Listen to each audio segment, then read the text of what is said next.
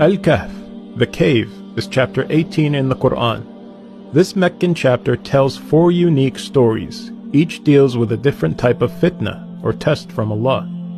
The first story is about the people of the cave. Their faith was tested by Allah, as they were surrounded by a pagan society that worshipped idols. The second story deals with the fitna of wealth. It's about a man who Allah blessed with wealth, but was arrogant and ungrateful to Allah. The third story deals with the fitna of knowledge. Allah sent Prophet Moses, peace be upon him, on a journey to show him that he wasn't as knowledgeable as he thought he was. The fourth and final story deals with the fitna of power. It's a story about Zulqarnain, a just ruler who was not corrupted by the power Allah blessed him with. Now let's take a look at each of these stories in more detail. So who are the people of the cave?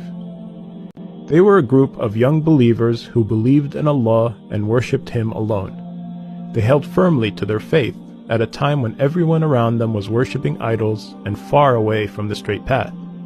They began preaching to the people, urging them to return to Allah's path and to worship Him alone. But they were mocked and ridiculed for doing so. However, their faith in Allah never wavered, even as they became more isolated in their own community. Allah would then inspire them to seek refuge in a cave away from their corrupt village. So they took their dog and left their homes and comfortable lives behind and went to live in this cave. وَإِذِ اعْتَزَلْتُمُوهُمْ وَمَا يَعْبُدُونَ إِلَّا اللَّهِ فَأْوُوا إِلَى الْكَهْفِ يَنْشُرْ لَكُمْ رَبُّكُمْ مِنْ رَحْمَتِهِ وَيُهَيِّئْ لَكُمْ مِنْ أَمْرِكُمْ مِرْفَقًا. Since you have distanced yourselves from them and what they worship besides God, take refuge in the cave. Your Lord will extend His mercy to you and accommodate you in your ordeal. It is in this cave that Allah would bless them with great miracles, one of them being that they would sleep for 309 years. During that long period of time, Allah would protect them from the heat of the sun, turning their bodies away from the sunlight. He would also circulate air inside the cave so they can breathe. When they finally woke up, they asked each other, "How long have we been sleeping for?" "Maybe a day or part of a day," one replied. Hungry for food, one of them took some of their money and returned to the village to get something to eat. When he arrived there, he was stunned to find an entirely different village. The people of their village were now believers and were worshipping Allah alone. He would come to realize that the money he brought with him to buy food was old and useless. They would then come to realize that Allah intervened to protect them at a time when everyone around them was corrupt and worshipping idols. Allah preserved their bodies and resurrected them when the people of their village were back on the straight path, worshipping Allah alone. We learn from their story that in the face of overwhelming corruption and misguidance all around you, if you stay firm on the straight path and hold on to your faith, Allah will always take care of you. The chapter then moves on to the next story that deals with the fitna of wealth. It's a story of a man that Allah blessed with 2 beautiful gardens and a river that flowed between them. And even though he became very wealthy, he was ungrateful to Allah and never acknowledged Allah's role in his prosperity. One day, he invited a friend who was less fortunate than him. He wanted to show off his wealth to this poor man, so he gave him a tour of his property, boasting that his land will never perish and that there is no day of judgment. His friend would challenge him, reminding him that Allah is the one who created him from dust and made him into the man he is today. "If only you had said when you entered your property, 'This is what God has willed. There is no power except with God,'" said the poor man. But the wealthy man's arrogance would soon doom him, as Allah would go on to destroy his gardens and crops, leaving him with nothing. Allah would then remind us that this world is temporary, and regardless of how blessed we are, nothing comes close to the everlasting reward of the afterlife. المال والبنون زينة الحياة الدنيا والباقيات الصالحات خير عند ربك ثوابا وخير أملا. Wealth and children are the adornment of this worldly life, but the everlasting good deeds are far better with your Lord in reward and in hope. The chapter then moves on to the third story that deals with the fitna of knowledge, and that's the story of Prophet Moses, peace be upon him. and Al-Khidr. A man came to Moses one day and asked, "Who is the most knowledgeable person on earth?" "That would be me," Moses responded. So God revealed to Moses that he was wrong to say that, and there was in fact someone who is more knowledgeable than him. God instructed him to go meet this man, whose name is Al-Khidr, and that he will find him where the two seas meet. So Moses, peace be upon him, took his young servant and set out on this long journey and eventually found the right spot.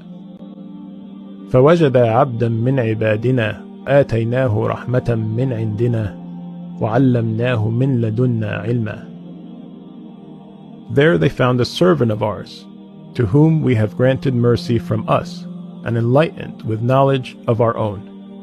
Moses says to him, "May I follow you, and perhaps you can teach me some of the guidance you've been taught?" "You won't be patient enough with me," said Al-Khidr. "And how could you be patient with what is beyond your realm of knowledge?" Moses responded, "You will find me patient, God willing, and I will not disobey any of your orders. Then if you follow me, do not question me about anything until I myself clarify it for you." So they set out on this journey together, and they board a ship. On the ship, Al-Khidr starts damaging the ship, making a hole in it. "What are you doing?" said Moses, peace be upon him. "Are you trying to drown the people of this ship? You've done a terrible thing." "Did I not say that you cannot have patience with me?" Al-Khidr replied. Moses pleaded, "Excuse me for forgetting, and do not be hard on me." So they proceeded on their journey until they came across this boy, and Al-Khidr kills him. Moses protested and said, "Have you killed an innocent soul who killed no one? You have certainly done a horrible thing." Al-Khidr answered, "Did I not tell you that you cannot have patience with me?" Moses replied, "If I ever question you about anything after this, then do not keep me in your company, for by then I would have given you enough of an excuse." So they moved on until they came to a town, and they asked its people for food, but they refused. Moses and Al-Khidr would continue until they came to this wall that was about to collapse. Al-Khidr would rebuild the wall to save it from collapsing. "You know you could have demanded them to pay you a fee for fixing their wall for them," Moses told Al-Khidr. Al-Khidr replied, "This is the parting of our ways. I will now explain to you what you could not bear patiently. As for the ship, it belonged to some poor people working at sea. So I damaged it, for there was a tyrant king ahead of them, who seizes every good ship by force. And as for the boy, his parents were true believers, and we feared that he would pressure them into defiance and disbelief. So we hoped that their Lord would give them another, more virtuous and caring one in his place. And as for the wall, it belonged to 2 orphan boys in the city, and under this wall was a treasure that belonged to them, and their father was a righteous man. So your Lord willed that these children should come of age and be able to retrieve their treasure, as a mercy from your Lord. I did not do it all on my own." This is the explanation of what you could not bear patiently.